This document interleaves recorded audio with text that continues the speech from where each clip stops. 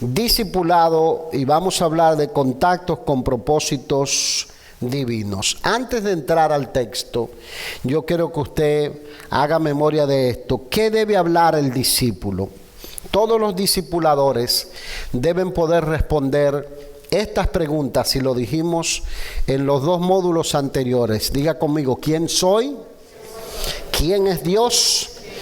En otras palabras, mire esto de quién es Dios.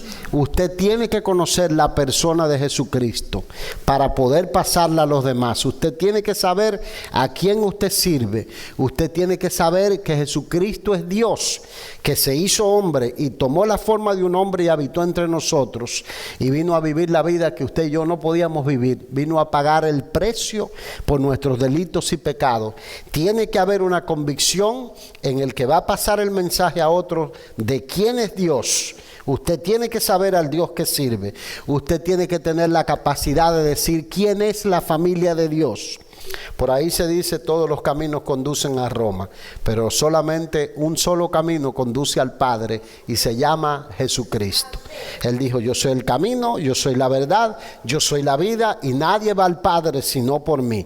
Entonces, en base a eso yo identifico quién es la familia de Dios. Y por último, usted tiene que saber responder por qué Dios todavía lo tiene con vida.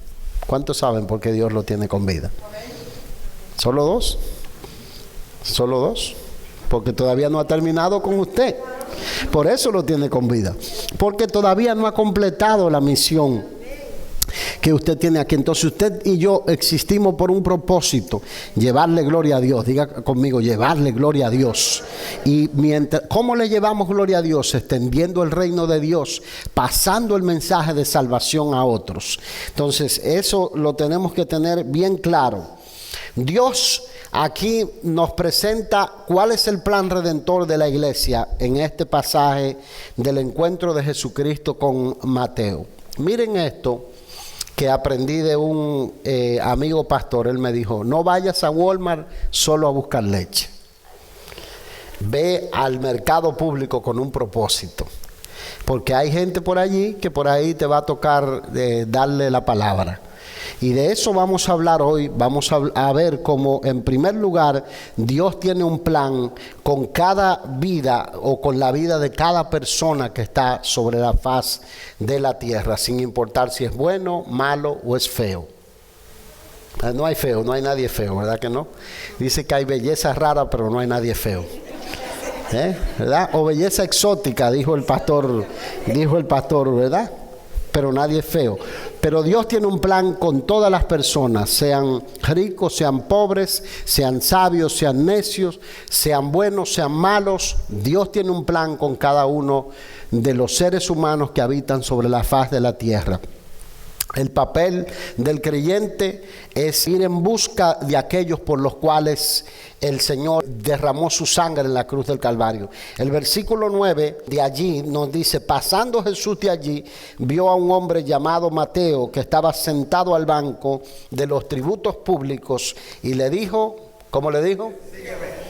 Y se levantó, dice, e inmediatamente le siguió. Sería maravilloso que todos los encuentros que nosotros tuviéramos con alguien que queremos evangelizar, solamente de solo hablarle, la persona abriera el corazón. Pero no siempre pasa así. No siempre pasa así. Yo recuerdo, tenía un compañero de oración, un buen amigo, y mientras nosotros nos reuníamos en la tarde a orar, observamos un joven, y ese joven, yo decía, lo tenemos que evangelizar para el Señor. Y recuerdo que nos pasamos toda una semana orando, buscando la oportunidad para hablarle. Lo veíamos como alguien que era un potencial delincuente o un potencial creyente.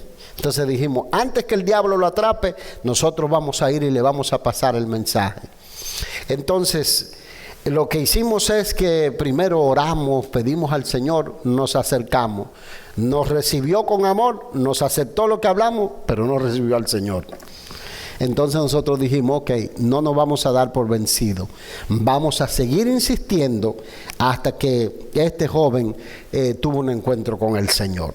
Entonces lo mismo pasa con nosotros cuando ponemos la atención en alguien para hablarle del Señor, tiene que haber en nosotros un sentido de, ok, Dios fue paciente conmigo, también lo va a hacer con esa persona. ¿Con cuánto Dios ha sido paciente?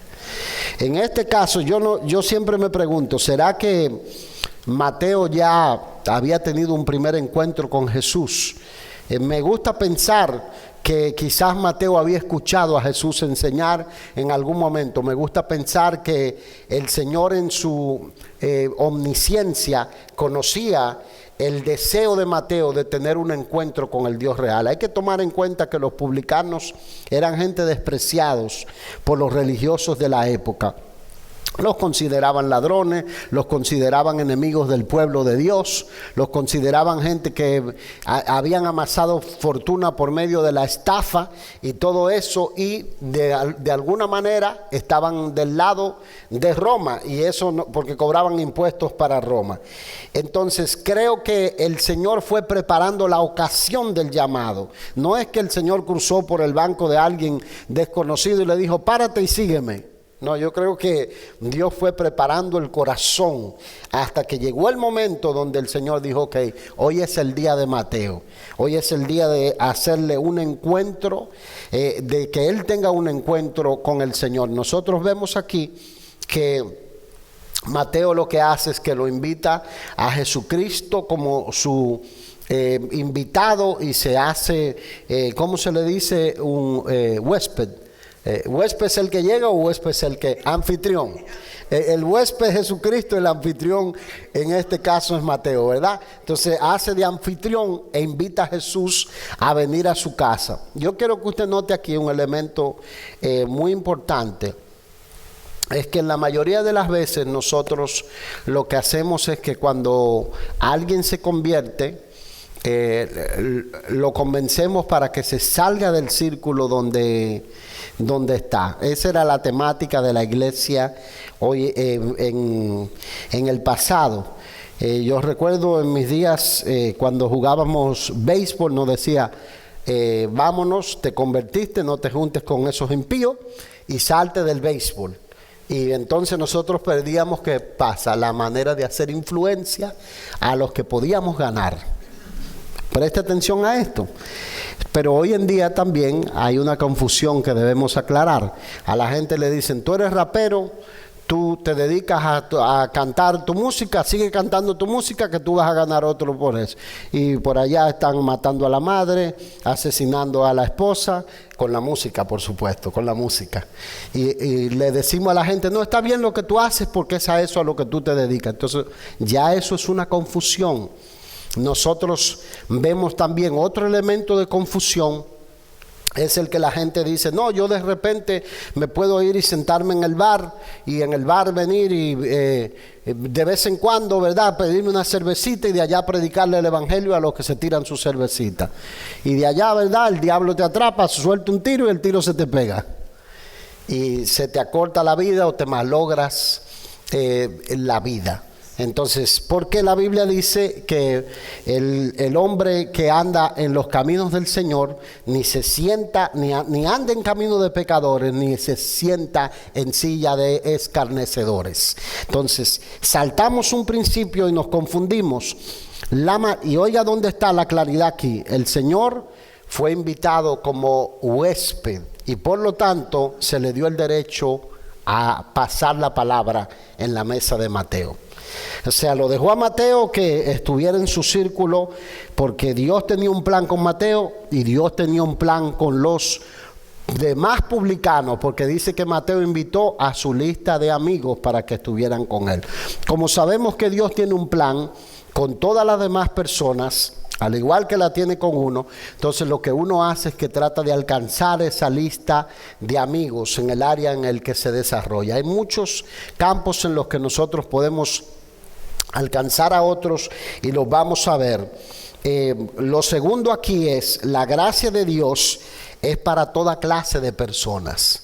Y esto ya lo dijimos al principio, ponga la atención en el versículo 10. Y dice, aconteció que estando él sentado a la mesa en la casa, he aquí que muchos publicanos y pecadores, y publicanos y, no solo eran publicanos, también eran y Dice que habían venido, se sentaron juntamente a la mesa con Jesús y sus discípulos. ¿Dónde se sentaron? ¿Dónde se sentaron? Estaban ahí con Jesús. Estaban los santos discípulos del Señor, ¿verdad? Porque estaban en procesos de cambio, igual que todos los que venían al principio. Y estaba el Señor, estaba sentado a la mesa con los pecadores y publicanos, en este caso los traicioneros de la patria, y con aquellos que de alguna manera hacían o amasaban dinero estafando o cobrando más impuestos. El Señor dice: la gracia de Dios es para toda clase de personas. Entiéndame que la Biblia dice que esta salvación es un don de gracia. Diga conmigo: por gracia. Dice Efesios 2, dice: por gracia sois salvos por medio de la fe, y esto no es de vosotros, sino que es don. ¿Y qué es un don? Es un regalo. ¿Y qué es un regalo? Algo por lo que usted paga, ¿verdad que sí? ¿Verdad que sí? ¿Sí o no? Algo por lo que usted no paga, porque es un regalo. Entonces, ¿qué dice? La salvación es un regalo de Dios para todas las personas. Para el bueno, para el malo. Vamos a dejar el feo tranquilo, pero es para todas las personas. La gracia de Dios es para toda clase de personas. El Señor lo dijo aquí. Él vino a llamar a aquellos que tenían necesidad de oír el mensaje. En este caso eran publicanos y pecadores. Y nosotros vemos que la lista de los discípulos de Jesús se extiende desde revolucionarios que eran, de alguna manera tenían que matar en combate, porque tenemos un llamado Simón, cananista, o llamado, creo que celote, que era miembro de un grupo revolucionario en Israel. Tenemos la figura de otro revolucionario que no era miembro de un grupo revolucionario, pero que no le temblaba el pulso para volarle la oreja a alguien, que era Pedrito. ¿Verdad que sí? Entonces tenemos la figura de Judas, que estaba allí entre el grupo. Todo un grupo diverso. Tenemos a Santiago y Juan, que querían hacer que descendiera fuego del cielo y matar a toda una aldea. ¿Verdad? Tres tremendos mercenarios, dos mercenarios terribles. Entonces, ese era el tipo de gente que el Señor vino a alcanzar. Se parecen a nosotros, ¿verdad que sí? No, se parecen a nosotros. Nos hacen algo, algunos hasta oran para que se mueran gente, ¿verdad? No piensen de la suegra de esa manera, reprenda al diablo. Mi suegra me dijo hoy: ora para que me sane, no para que el Señor me lleve. Según ella, entre mi otro yerno y yo hicimos un complot para que la cirugía le doliera. Yo le dije: no suegra, es para que usted se arrepienta. Mentira. Entonces hay gente que ora, ¿verdad? De diversas maneras, o cuando se enoja se sale de las casillas. Y hasta que la gracia de Dios te va transformando, porque yo siempre digo, la gracia de Dios es un paquete. De la manera en que Dios es paciente con nosotros, tenemos que ser pacientes con los demás. Y yo quiero sentar las bases aquí de algo importante. Hay gente que cuando se convierte, nosotros le tenemos que decir: salte de ese círculo, porque te va a dañar. Déjeme ponerle un ejemplo a alguien que trabaja de bartender y está sirviendo alcohol, y él tiene dependencia de alcohol en el lugar. Hay que decirle: tú tienes que salir huyendo de ese lugar, porque Dios te va a proveer de otra manera. Y la persona, eso depende de la persona, y no se lo puedes decir inmediatamente. Tienes que dejar que el Señor haga el trabajo paulatinamente. O sea, lo que yo siempre le digo: no traten a la persona de hacerle el moño pentecostal, el vestido pentecostal, la ropa pentecostal, sin que Dios sea el que trabaje en el corazón de la gente. Entonces tenemos que aprender a hacer contactos para poder nosotros alcanzar discípulos. ¿Cuántos son discípulos del Señor? Un discípulo es uno que aprende. Un discípulo es uno que está en la esfera de la compañía del Señor y que está dispuesto luego a pasar por gracia lo que por gracia ha recibido. Entonces, ¿cuántos son discípulos del Señor? Ese es el propósito por el cual Dios nos ha puesto en la familia de la fe. Para nosotros ser discípulos y poder ganar a otros. En tercer lugar, Dios no te pide que te separes de la gente, sino del pecado. Diga conmigo, del pecado. Si tú estás en un grupo de gente que maldiciente, hay un momento cuando tú tienes que separarte un poco y entonces sin perder el contacto con la gente. Yo voy a hablar de eso en un rato, pero vaya al versículo 11 y al versículo 12 conmigo. Vamos a leer el 11 y el 12. Y dice: cuando vieron esto, los fariseos dijeron a los discípulos: ¿por qué come vuestro maestro con los publicanos y pecadores? Al oír esto, Jesús les dijo: los sanos no tienen necesidad de médicos, sino ¿quiénes? Los enfermos, porque Él no vino a llamar a justos, sino a pecadores al arrepentimiento. Cuando entramos en contacto con la gente, y vamos a ver varios lugares donde nosotros podemos entrar en contacto con la gente, no le vamos a mirar si la gente sonríe, si el tipo de ropa que tiene puesto, o si alza mucho la voz. Como nosotros decimos, hay gente que usted lo saca del campo, pero el campo no sale de ellos. Entonces se dice por ahí que usted puede sacar la muchacha del campo, pero no el campo de la muchacha o del muchacho. Y hay gente que se para de un lado del Walmart y le pega el grito allá: ¡Fula! Y usted dice: ¡Huepa! Llegó San José de por ahí, de uno de esos pueblos de por allá.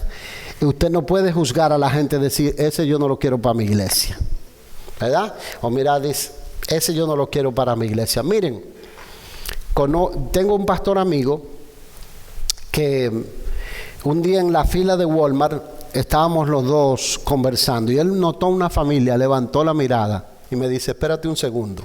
Uno aprende de la gente. Y se fue a uno de los freezer y sacó una Coca-Cola de 20 onzas. Y la pagó y se la dio al que estaba delante de nosotros. Un hombre estaba todo mal vestido, era un hombre de trabajo. Era el que recogía la chatarra en el vecindario. Era uno de esos chatarreros. Ese gesto sirvió para que él se detuviera, nos esperó que pagáramos y nos dijo: ¿quién tú eres? Entonces le dijo: él es un pastor, yo también. Y quisimos hacerte ese gesto. Yo quiero ir a tu iglesia, le dijo el hombre. Llegó como con los 7 muchachitos que tenía.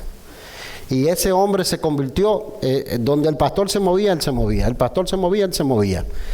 Y lo vimos, ¿verdad?, empezar a dar ese fruto que uno espera que dé la persona cuando tiene un encuentro con Jesucristo. Entonces, de eso se trata, de que uno busque oportunidades para sembrar el evangelio a otros. Usted no puede etiquetar a la gente. Usted tiene que salir hacer contacto con la gente con la idea de: Dios puede usarme para salvar a alguien. ¿Cuántos creen que Dios lo puede usar para salvar a alguien? Cuarto, Dios no te pide o no te llama para ser religioso, sino para ser parte de una familia de fe. Amén. ¿Dice amén? Vaya al versículo 13 conmigo. Id pues y aprended lo que significa: misericordia quiero y no sacrificio, porque no he venido a llamar a justos, sino a pecadores al arrepentimiento. Dios no te llama para ser religioso, sino para ser parte de la familia de la fe. La iglesia es una familia de fe. Si usted es esa gente que usted ha sido un chiste y después cuando se convirtió, oiga, parece que lo bautizaron en limón, así no funciona la cosa. Dios no lo llamó para eso. Dios quiere que usted utilice, ¿verdad?, lo que tiene, lo canonice, porque hay que canonizar los chistes también, ¿verdad? O sea, hay que saber qué chiste decir. Usted canonice lo que tiene y entonces usted lo utilice. Usted tiene que utilizar la influencia que usted tiene en las diferentes áreas. ¿Cuáles son esas diferentes áreas donde nosotros podemos construir relaciones? Diga conmigo: en la familia, en el vecindario, en la escuela, en el lugar de trabajo, en el gimnasio o donde usted hace los hobbies, y en el mercado público, en Walmart. Y en base a eso, yo lo voy a llevar a mostrarle un par de ejemplos de cómo nosotros podemos aprovechar esas oportunidades. En primer lugar, en la familia. Diga conmigo: en la familia, usted tiene que aprovechar la influencia que usted tiene en la familia. Si usted era una de esas gente que todos los domingos se juntaba en la tarde y hacía una fiesta, no deje de hacerla, sígala haciendo. Solamente deje de comprar los six pack que compraba, ¿verdad? Y ahora compre Coca-Cola. Dice amén. Porque si se arma un reguero de botellazos, entonces usted no va a poder predicar el evangelio. La gente se confunde y la gente dice: Jesús se metía a las barras. Jesús no se metía a ninguna barra. Jesús se metía a la casa de Mateo, y en la casa de Mateo le dijo Mateo: mira, predícale a los publicanos y pecadores que están conmigo. Entonces, donde a usted le dan la oportunidad para predicar, usted tiene que utilizar esas oportunidades. Hay gente que tiene influencia en la familia. Si usted no tiene influencia en la familia, no se haga el evangelista. Espérese primero, ¿verdad? No venga y asalte a la gente, porque entonces le van a decir: este se quiere hacer el santo ahora. Y era un demonio en la familia, ¿verdad? Porque los demás nos conocen, saben quiénes nosotros somos. Use las fiestas, use las oportunidades, use la comida, use lo que usted antes utilizaba. Hágalo con uno a la vez. Con uno a la vez. Busque a alguien en la familia. La gente va a ver el testimonio suyo. La gente va a ver que Dios está haciendo algo en la familia, que Dios está haciendo algo en su vida. Entonces siempre se va a acercar el primo o se va a acercar la prima. Cuando yo digo la familia, es los familiares extendidos, y le va a preguntar: ¿qué está pasando en tu vida? Ahí está Daniuska. Daniuska tiene su primo que tuvimos la bendición de bautizarlo, y ahora está sirviendo en una iglesia en Lake City. Lake City. En Laibo. Entonces, ¿dónde está? Porque Daniuska le hablaba del Señor, estaba metido en la santería. Él está compartiendo su testimonio por ahí. Entonces Daniuska le hablaba del Señor.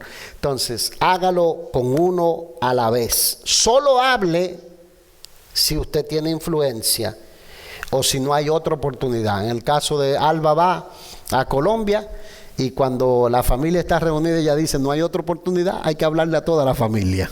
Entonces, solo hágalo si no hay otra oportunidad. Pero si va a haber otras oportunidades, hágalo con uno a la vez.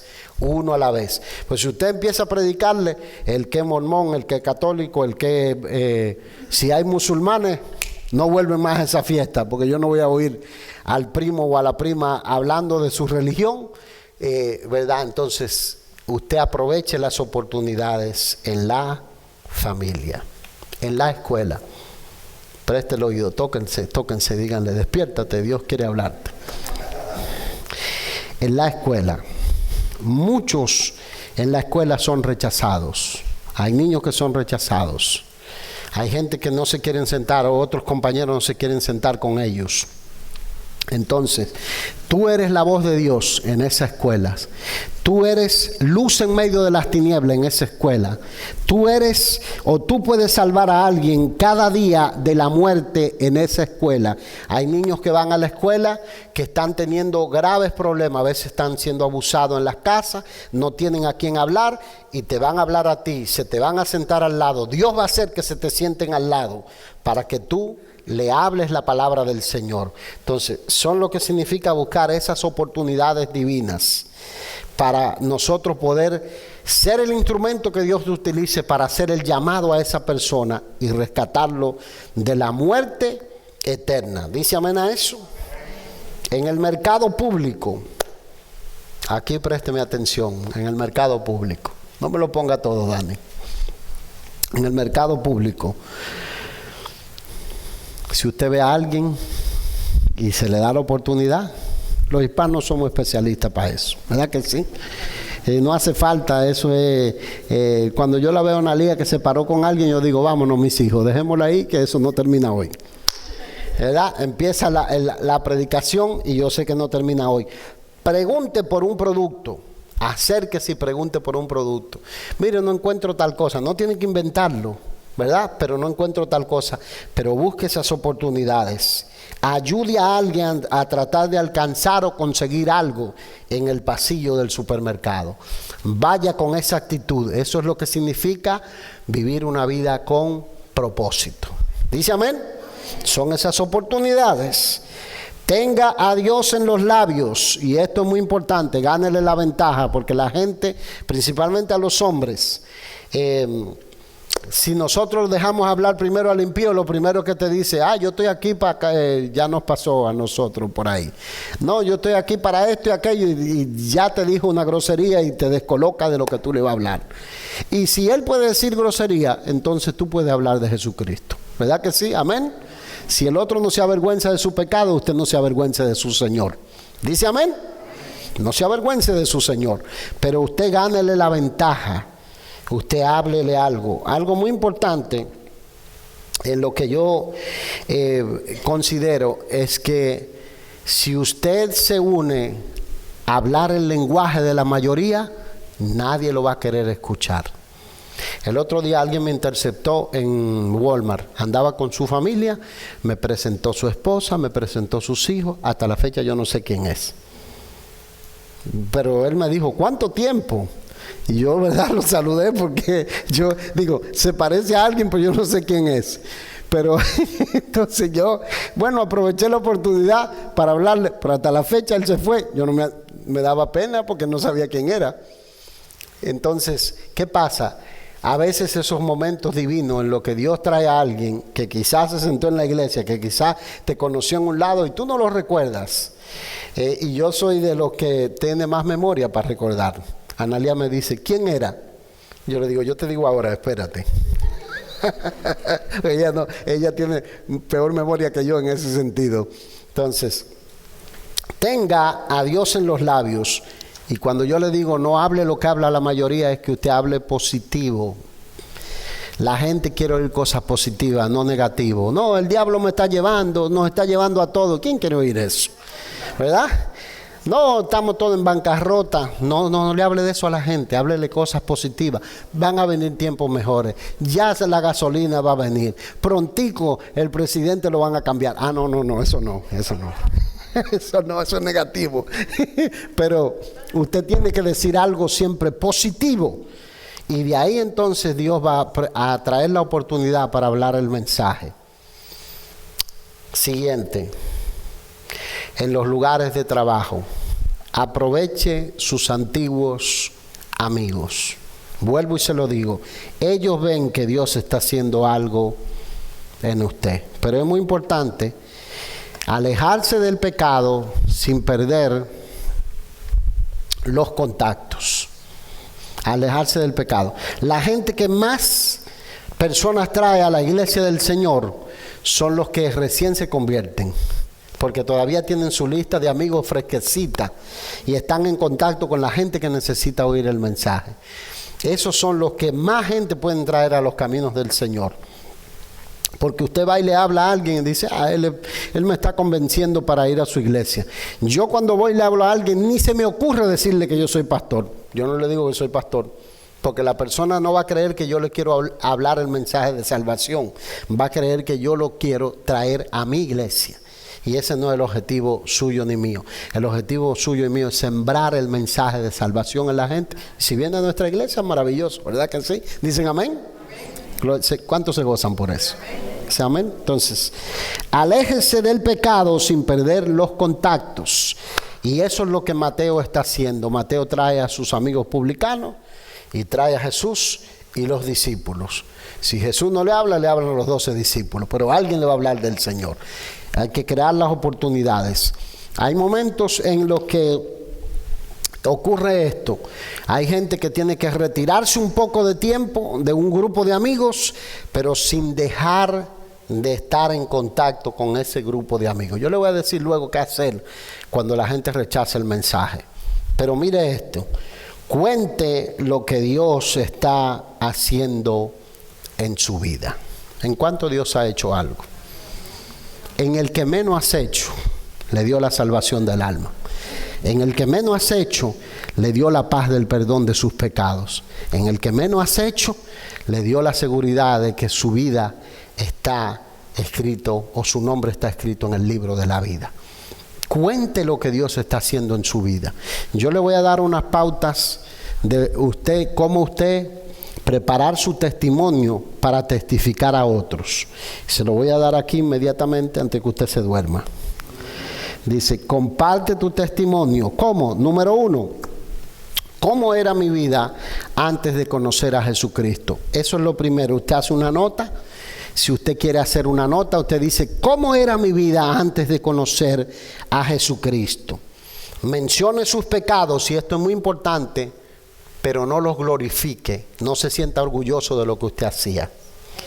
Y eso es uno de los problemas con los que a veces batallamos. Me encantó el testimonio que compartió el hermano Alejandro, porque el hermano Alejandro le dijo a los jóvenes, el mayor testimonio que ustedes pueden dar es que ustedes crecieron en los caminos del Señor y nunca se apartaron.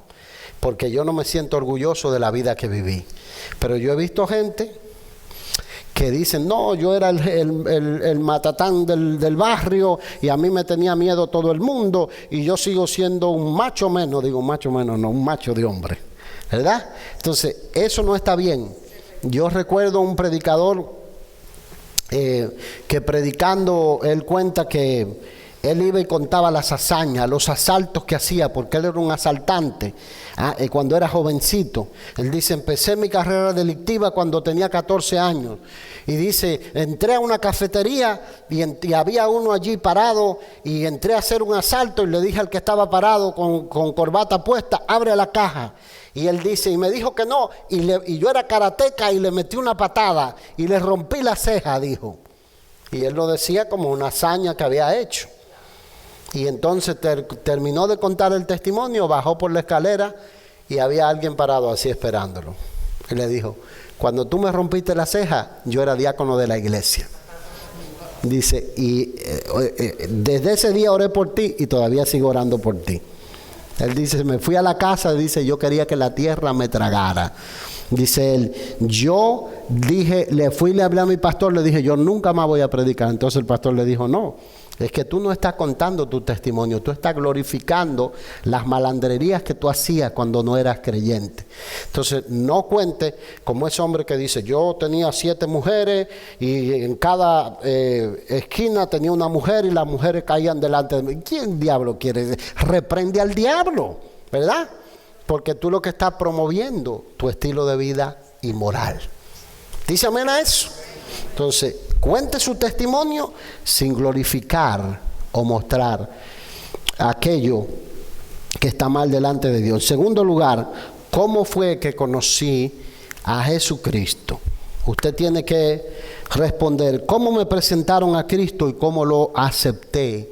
Háblele eso a la gente cuando la gente le da la oportunidad, porque su testimonio tiene un impacto en la vida de la gente.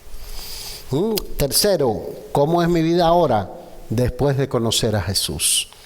Y esas 3 pautas, ¿cómo está Cristo impactando mi vida y cambiándola en este momento de mi vida? Hay cosas que Dios está haciendo en usted ahora. ¿Dice amén? Hay gente que necesita oír ese mensaje, esa buena nueva. Usted y yo tenemos que pasársela. ¿Dice amén? A eso fue el Señor a la casa de Mateo. Y el Mateo yo creo que abrió la oportunidad. Y el Señor ahí dijo, miren, yo he venido a salvar a estos también. Hay 3 cosas con las cuales voy a cerrar. 3 cosas que no debemos olvidar, muy importante. A los hispanos, ¿verdad? Que hablamos bastante. Número 1, escucha a los demás. ¿Dice amén? Hay gente que habla, bla, bla, bla, bla, pero no escucha a los demás. Usted tiene que aprender a escuchar a los demás. No sé, yo le digo, había alguien que me decía, oye, esa persona no hay quien lo soporte, no hay quien lo aguante. Y de repente venía donde mí y me contaba toda la vida y yo parado así. Digo, pero este era el que nadie soportaba ni aguantaba. Dice, encontró un cura. Entonces, pero eso, ¿sabe qué pasa? Cuando la gente se abre el corazón es porque el Espíritu de Dios quiere hacer algo en esa persona. Entonces aprenda a escuchar a los demás. ¿Dice amén a eso? Ofrezca oraciones. Pregúntele a la gente, ¿por qué puedo orar por ti? ¿Cuál es tu necesidad? ¿De qué manera yo puedo presentar? Mira, tengo un Dios que responde la oración. Y por último, lo que le acabé de decir, comparta su testimonio. Comparta lo que Dios está haciendo en su vida. Y cierro con esto que le dije. Uno dice, ¿qué hago con las personas que se burlan, que resisten, que rechazan el mensaje, que no quieren oír, que usted le habla? Mire esto, aléjese de quienes rechacen su sincera amistad, porque hay gente que no quiere oír el mensaje. Y hay gente que lo va a usted a hacer caer en la fe. Y si usted está con gente que está todo el tiempo hablando de adulterio, hablando de borrachera, hablando de pecado, hablando de inmoralidad, que maldice cada 3 segundos, aléjese de esa gente. Aléjese un tiempo. Si su testimonio va a ser el impacto que esa gente van a recibir. Todos hemos tenido que pasar por eso. Y hay algo que yo he tenido la experiencia a través de los años. Hay amigos que pasaron años. Yo recuerdo que tuve un amigo de más de 25 años. Y pasaron, ahora hacen más de 25 años. Pasaron 15 años que yo no sabía de él. De repente veo un mensaje. Me decían los muchachos en la escuela, Varón Alcántara. Y me dice, Varón Alcántara, ore por mí, estoy perdiendo mi familia.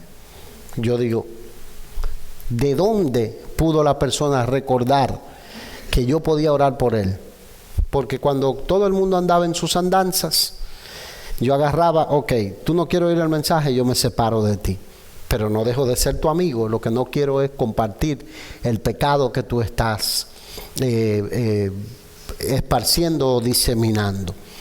Ore por ellos, pero no insiste en relacionarse con quienes ridiculizan el mensaje del Evangelio. Siga orando por ellos. ¿Cuánto van a hacer eso? Siga orando. Hay gente, la Biblia dice esto y esto es lo que dice. Dice, a otros dice, salvad, dice, arrebatándolos del infierno, aborreciendo aún la ropa contaminada por su carne. Oiga cómo dice. Hay gente de lo que usted se tiene que alejar porque no lo va a salvar, pero su testimonio, lo que Dios está haciendo en la vida suya, lo va a llevar a que luego cuando llegue el momento de desesperación le busque. Pero mientras sigan con usted se van a familiarizar y nunca van a pedir ayuda. El orgullo los va a paralizar. Por último, siguiente, sea misericordioso y ofrezca ayuda sin involucrarse cuando hay problemas. Sea misericordioso siempre, ok, ¿puedo orar por ti? Si dice sí, sí, si dice no, sayonara amigos. Hasta luego. Pero hay gente que usted tiene que sacarlo de su esfera de influencia porque lo van a usted a hacer débil en la fe. El Espíritu Santo es el que convence de pecado. Ni usted ni yo convencemos a nadie de pecado. Y esto es muy importante. Eso no es de que el apóstol de la octava cuadra tiene la unción para convencer de pecado. No, es el Espíritu Santo cuando usted se deja utilizar por el Señor el que convence al hombre de pecado. ¿Dice amén? ¿Recibe la palabra? Entonces, con esto cerramos el módulo de hoy. Es el Espíritu Santo. Exacto, no es lo que hablamos, no es lo que nosotros hacemos, es la obra del Espíritu Santo en el corazón de la gente la que produce la transformación. Por eso hay gente que debemos insistir con ellos, pero hay otros que si vemos que no insisten, que se resisten, que se burlan, que afrentan, usted se tiene que separar de ese tipo de personas, porque lo van a usted a hacer menguar en la fe y caer. ¿Dice amén? ¿Se goza por eso? Entonces, algo muy importante, y es que nosotros tenemos que estar preparados para poder servir en la iglesia del Señor. Y algo en lo que yo quiero insistir es en esto. Si usted trae a alguien a la iglesia, dele seguimiento. ¿Dice amén? Y de eso vamos a hablar. Vamos a hablar del proceso de seguimiento en el próximo módulo. Cómo darle seguimiento a esa gente. Cómo ser un buen mentor. Y de eso vamos a hablar. Así que ya no me miren así. Pónganse de pie.